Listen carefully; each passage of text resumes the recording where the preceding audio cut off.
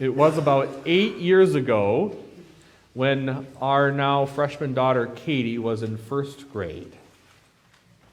It cannot be that long ago, can it, really? Wow. But 8 years ago, she and her other kindergartner, first grade, second grade classmates here at Westby, Coon, Prairie for the Sunday school children's program, maybe some of you remember this, who had kids that age, they did the ABCs of Christmas. And so her letter was Q. And so she needed to learn this phrase. Q is for quickly, as shepherds who heard, hastened to act on that heavenly word. That's a lot of big words for a first grader. Angie, were you in charge of this program? That was you. That's all you. So she was learning that phrase, but then due to some changes in the order of the program and some kids who couldn't be there who originally had parts, about 1 week in advance she was asked to switch to the letter P. So now her part was P is for prophets when living on earth, foretold his redemption and a blessed birth. Now when Pastor Julie told me that Katie had to switch from P to Q, because the girl who originally had P was now going to say the Bible verse before the next song, and the Bible verse came after Q, so it would be easier for the other girl to say the Q line and then do the verse right after it. I then had this puzzled look on my face. And it must have shown, because then Julie said, well, they're just going to switch, you see. And Katie will do fine. There's plenty of time to learn it. Well, yes, I said. I understand that. But what about the letters between P and Q?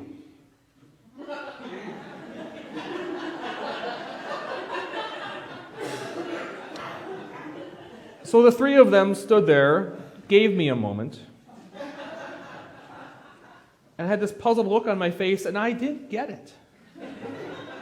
What? She asked. And then Julie had to say it. There aren't any letters between P and Q. And I quickly ran through the alphabet in my head. I said, oh, oops. Now, this was 8 years ago. We were not yet in our 40s.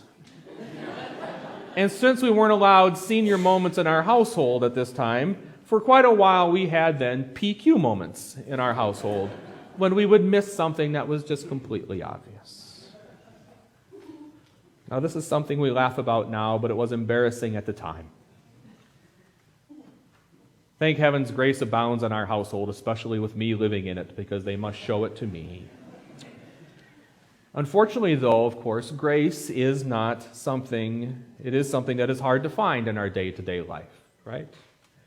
Just take a drive through La Crosse, any median, any town, even sometimes Westby or Little Coon Valley or the big cousin down the road, Viroqua. And just take a drive through that town, and other drivers will show you their lack of grace in your driving. Spend some time with any middle school students, and they'll be quick to point out any of your senior or PQ moments in your life. Make a mistake or slip up at work, and there will be many there who will point out your mistake. Now, the opening words to our gospel from John this morning that Courtney read for us describe the creative force in the world as the living Word.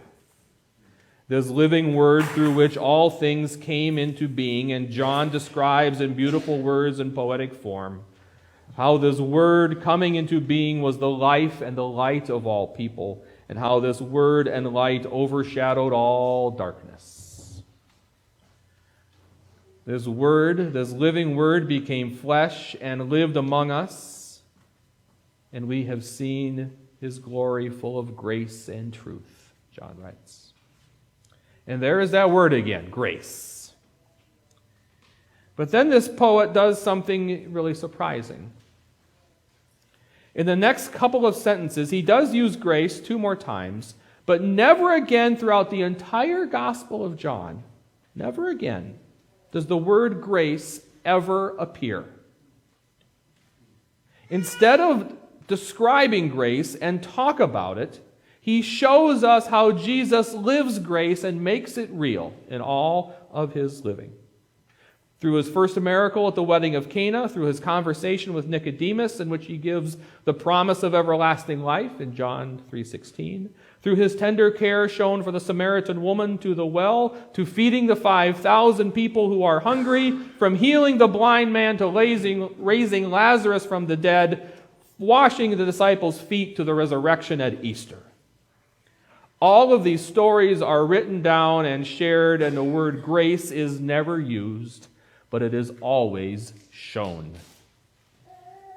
For in none of these situations do the people earn the action received. Jesus simply gives it.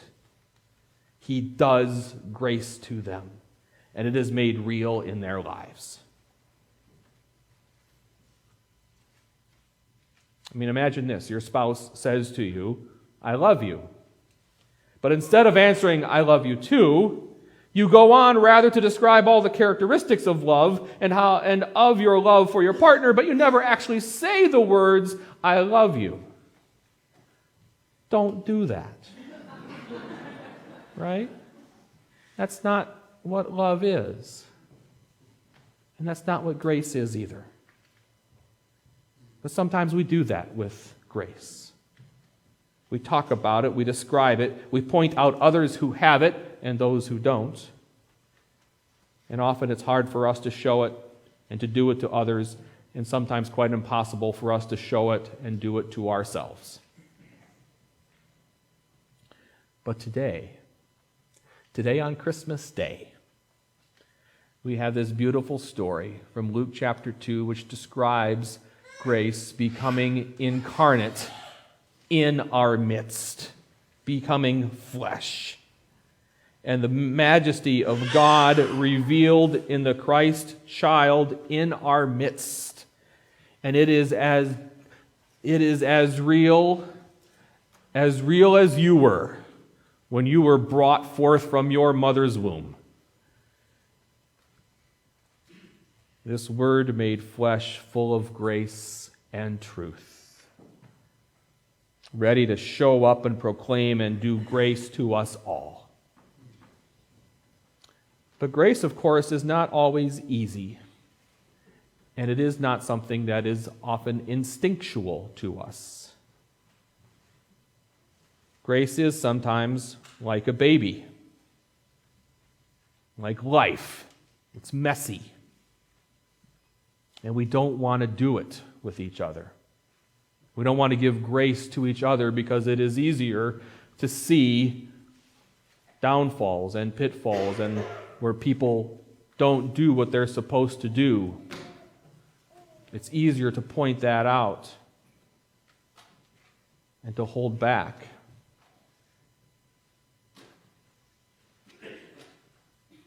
Showing grace means we let go of how they disappointed us and how they make us angry.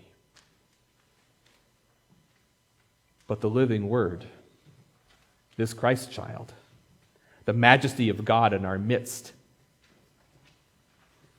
doesn't give in to human desires. Grace is real in the form of the Christ child that we celebrate today, and has come into our world. And whether we like it or not, it is real. And we are called to live it and proclaim it. And so I challenge you today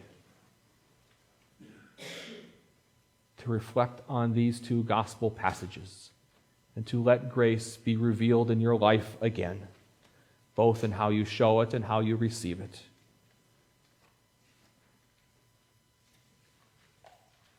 Our world is becoming, I think, a less graceful place. Our public conversation with each other is becoming a less graceful conversation. We are too easy to point out our mistakes. And it is up to you and me, the people of God, to make sure that grace is alive in this world in the same way the Christ child is alive in our midst. And that is the joy that real grace brings. Like those PQ moments when you just smile and you say, well, good try, but let's do it together this way.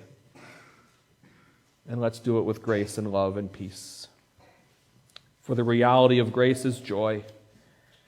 And this morning, my friends, it is a joyful morning. Whether it's sunny or cloudy, cold or warm, whether the freezing rain and ice comes or whether it doesn't. The joy of this morning is full of grace and truth. For the Christ child has been born. He is alive. He is not talked about or discussed. But the promise and the hope are real in our midst. Merry Christmas, my friends. Amen.